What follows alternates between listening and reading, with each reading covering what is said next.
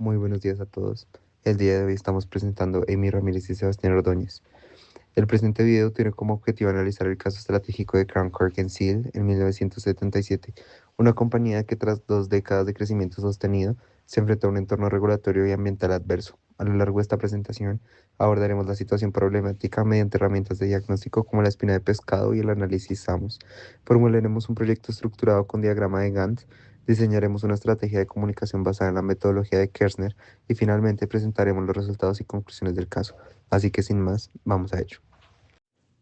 Crown Cork Seal, fundada en 1891, pasó de dominar el mercado mundial de tapas de botellas a enfrentar una crisis profunda bajo la gestión de la familia McManus, en donde el nepotismo, los gastos excesivos y la construcción de una planta ineficiente en Filadelfia los llevaron al borde de la bancarrota en 1957.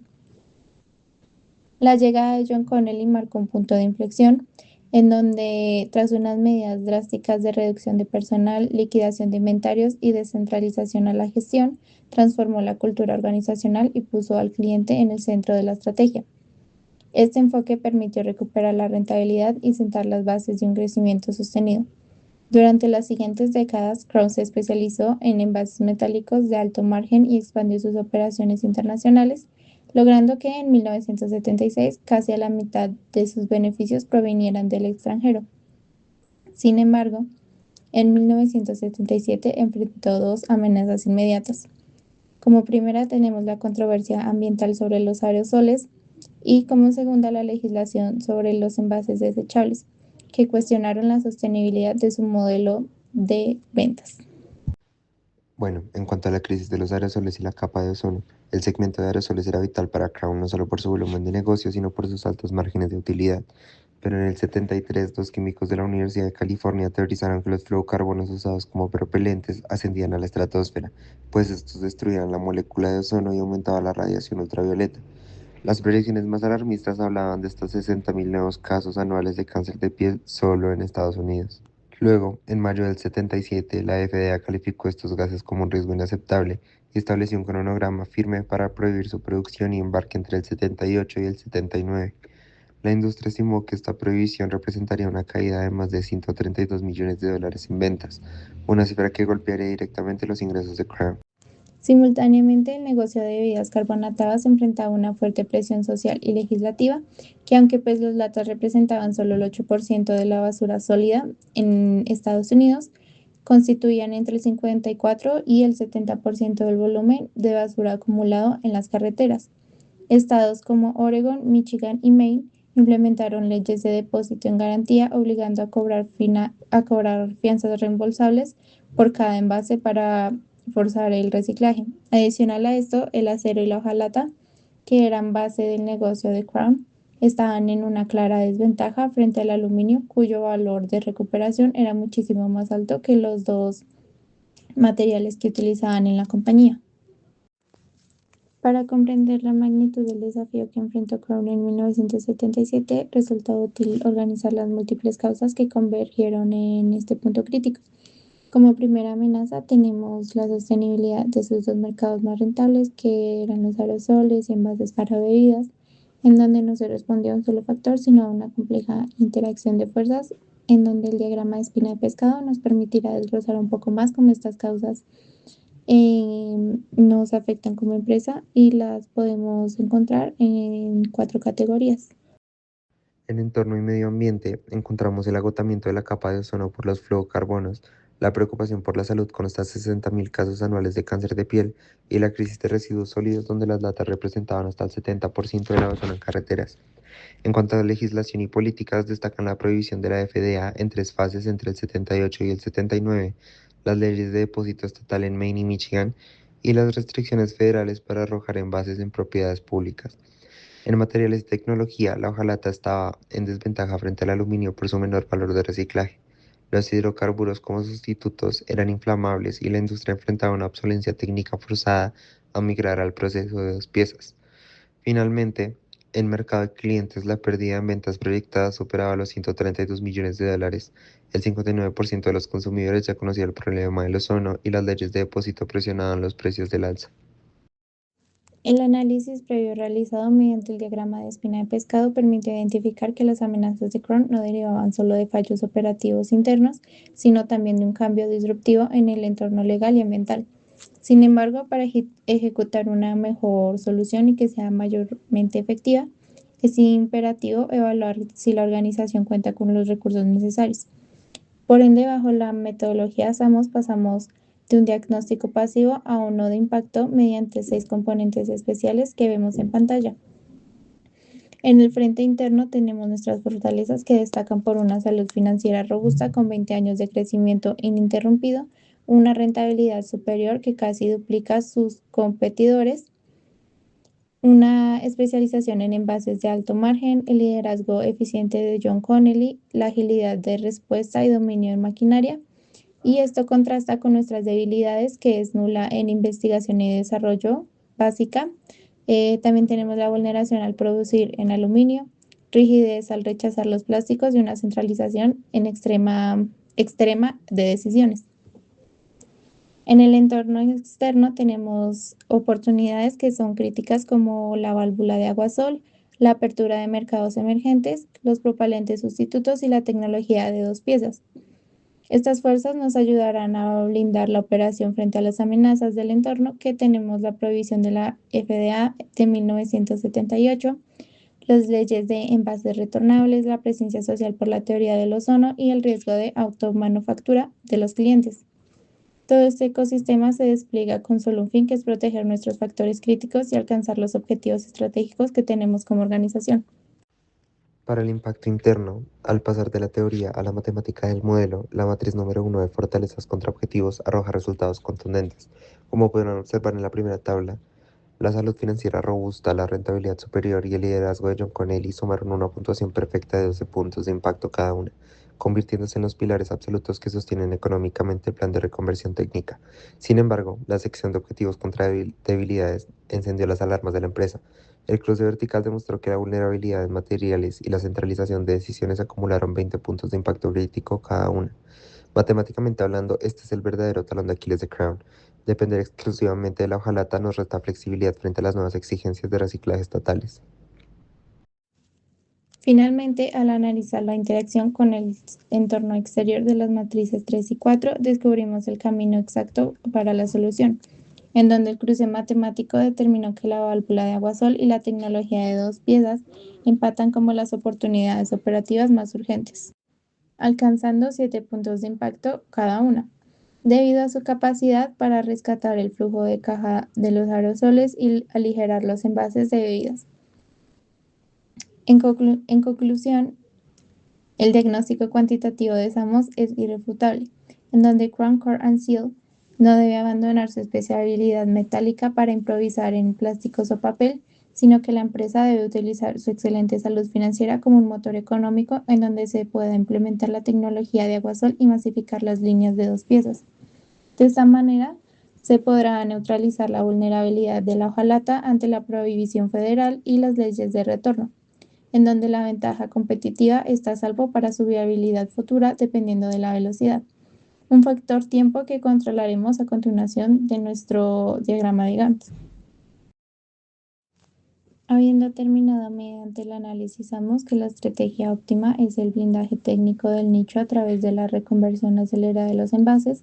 El diseño del proyecto debe abandonar la teoría para convertirse en un plan de acción táctico, en donde dado la regulación federal fija esta nos fija que el cese de producción de aerosoles convencionales sea a finales de 1978, en donde la venta de oportunidad operativa es sumamente estrecha.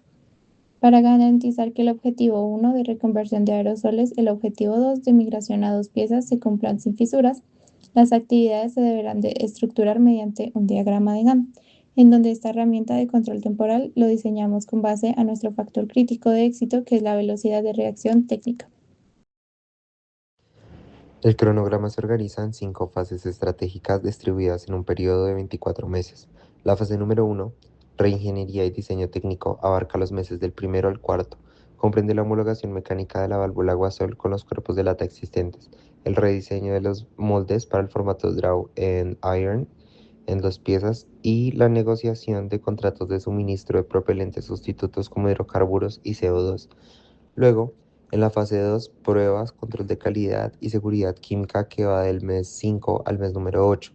Incluye pruebas de estrés mecánico y resistencia neumática de las válvulas, paneles de cata para verificar que los nuevos propelentes no alteren el sabor de las bebidas y el diseño de protocolos de seguridad industrial contra incendios. Luego, la fase 3, conversión y ejecución técnicas en plantas domésticas, se extiende desde los meses número 9 al número 18. Aquí se realiza el desmantelamiento de cabezales de llenado antiguos en las 26 plantas domésticas, la calibración de equipos para latas de pared ultra delgada y las corridas de prueba piloto a gran velocidad. Finalizando, ya en las últimas dos etapas tenemos la fase 4, en donde la logística y arbitraje internacional de activos se desarrolla en paralelo entre los meses 12 y 20, que consiste en la auditoría técnica de líneas de 3 piezas depreciadas, el desmontaje y transporte marítimo hacia subsidiarias en países del desarrollo y el montaje en mercados extranjeros donde las regulaciones son más flexibles. Finalizando, tenemos la fase 5, que es el cierre, auditoría y entrega comercial, abarcada en los meses 21 a 24, en donde incluye la auditoría interna del cumplimiento ambiental frente a la FDA y la EPA, en donde los seminarios técnicos para el cliente sobre el manejo de nuevos envases y el balance financiero final del proyecto total. Este cronograma nos ayudaría al traslapado que permite minimizar los tiempos muertos de producción y nos garantizaría un servicio ininterrumpido a los clientes. La estructuración del proyecto a través de 15 subactividades delimitadas en el tiempo demuestra que Crown posee una técnica clara para neutralizar las amenazas de 1977. Sin embargo, la teoría moderna de administración de proyectos advierte que un cronograma óptimo en papel está destinado al fracaso si se carece de una estrategia de gobernanza humana que lo respalde. En el contexto de una crisis de mercado bajo la presión de un calendario de previsión federal, el éxito de la reconversión no depende únicamente de si calibramos maquinaria o soldar los metales. Radica en la gestión de las expectativas y en la mitigación de la incertidumbre de los actores clave. Por lo tanto, aplicamos la teoría del triángulo de restricciones de Kershner, en donde integrando las variables de riesgo, valor, imagen, reputación al plan de comunicación, la variable de tiempo se vincula con el riesgo, ya que el incumplimiento de los plazos de la FDA podría generar multas y pérdida de mercado, en donde las variables de costo se vinculan con el valor, pues no solo se trata de minimizar los costos, sino de maximizar el retorno sobre la inversión, en donde la variable de alcanza nos la podemos vincular con la imagen y reputación, ya que un error en la comunicación sobre la seguridad de los nuevos aerosoles podría destruir la confianza del consumidor. Para asegurar que el proyecto se mantenga en equilibrio dentro del triángulo de restricciones, se despliega una estrategia de comunicación basada en canales específicos y personalizados para cada perfil de interesado. John Connelly y la alta dirección reciben reportes de desempeño estratégico semanal mediante reuniones presenciales y un dashboard de indicadores. El propósito de esto es evaluar el balance entre el costo de reconversión y la imagen corporativa, permitiéndole así reasignar recursos y el riesgo reputacional aumenta. Camila, Ingeniería de Desarrollo, y Jorge, especialista en metales, coordinan el diseño técnico en sesiones quincenales con blueprints técnicos. Su propósito es asegurar que la compatibilidad mecánica de la válvula agua-sol y el desgaste de los moldes no sacrifiquen la calidad del producto. Luis, en control de calidad y cumplimiento legal, representa reportes mensuales de riesgo con auditorías de campo e informes de conformidad. Su propósito es certificar que las pruebas químicas ratifiquen que los nuevos propelentes no alteran el sabor de las bebidas, asegurando la conformidad con la FDA y la EPA. Sergio, gerente de operaciones INELI, técnica de línea, reciben instrucciones operativas semanales mediante manuales técnicos y tableros de control visual. Su propósito es capacitar al personal en el manejo seguro de hidrocarburos altamente volátiles y minimizar las mermas de metal durante las corridas piloto. Luego, Diana en ventas y Laura en comercio exterior gestionan la estrategia de valor al cliente con seminarios técnicos trimestrales y boletines informativos. Su propósito es fidelizar a los grandes cerveceros y embotelladores, demostrando que la nueva hojalata de 2 piezas cumple con las leyes de depósito y no altera el producto. Kirchner enfatiza la comunicación bidireccional y oportuna. En Crown, los ingenieros reportan desviaciones a dirección. Dirección comunica prioridades a ventas y horizontalmente, Diseño, calidad y operaciones coordinan sus entregables. Esto evita silos y asegura que la información crítica llegue a quien la necesita. La ejecución del plan de reconversión técnica arrojó que los resultados medibles se podrían consolidar en la posición competitiva de Crown hacia finales de la década de los 70, en donde como primer resultado nosotros tendríamos que, a pesar de la prohibición de la FDA, el mercado de aerosoles se estabilizó rápidamente gracias a la adopción inmediata de la válvula de aguasol y el uso de hidrocarburos como propelente económico, en donde estos permitieron que los embarques de aerosoles de Crown se sumaran en más de un 6% de los niveles registrados ante la crisis de 1976, en donde la compañía logró mitigar el riesgo de pérdida proyectado de 132 millones de dólares. Como segundo resultado, tenemos la masificación de la tecnología de dos piezas, en donde esta nos permitió a las plantas domésticas procesar latas de acero con paredes ultradelgadas, reduciendo drásticamente el peso del envase y optimizando los costos logísticos, en donde esto otorgó a la hojalata la ligereza necesaria para competir contra el aluminio y absorber los costos de las leyes de depósito de Michigan y Maine. Como tercer resultado, la estrategia de arbitraje internacional de activos demostró una eficiencia financiera sobresaliente, ya que el traslado de las líneas de tres piezas obsoletas hacia mercados emergentes permitió extender el ciclo de vida de la maquinaria depreciada en Estados Unidos, logrando que la división internacional aportara el 36% de ventas totales y un contundente de 44% de los beneficios globales para Crown. Ya por último, Crown podría mantener su liderazgo de rentabilidad, registrando un beneficio neto sobre netas que duplican el promedio de sus tres rivales históricos, que son American Can, Continental y National Can. El estudio profundo de este caso nos permite extraer cuatro conclusiones fundamentales. La primera, la especialización de nicho actúa como una barrera defensiva superior frente a la diversificación masiva. Mientras que los competidores de Crown diluyeron su capital intentando migrar hacia plásticos o vidrio, la disciplina de John Connelly demostró que concentrar los recursos exclusivamente en el empaque metálico permite desarrollar una agilidad técnica imposible de replicar. También, el factor tiempo es la restricción dominante en la gestión de proyectos. El modelo Samos demostró que la ventaja competitiva de Crown no nació de la invención científica de un nuevo gas, sino de la velocidad de reacción operativa para absorber innovaciones externas y calibrar sus 26 plantas antes de que las sanciones federales cerraran sus mercados. También, la reputación corporativa y el valor del cliente son activos financieros tangibles. La respuesta proactiva de Crown ante la teoría del ozono se transformó en una estrategia de comunicación institucional bajo los principios de Kirchner. Al demostrar a los grandes cerveceros que la empresa asumiría los costos de la transición sin alterar la seguridad de sus productos, Crown bloqueó la fuga de clientes hacia la automanufactura o hacia proveedores de aluminio. Por último, la salud financiera y la austeridad administrativa son los únicos habilitadores reales de la resiliencia operativa. Los 20 años de crecimiento interrumpido dotaron a la empresa de una caja libre colosal. Este músculo financiero permitió a la alta dirección autofinanciar la totalidad de la reconversión industrial sin necesidad de contraer deuda bancaria o ceder el control estratégico a terceros.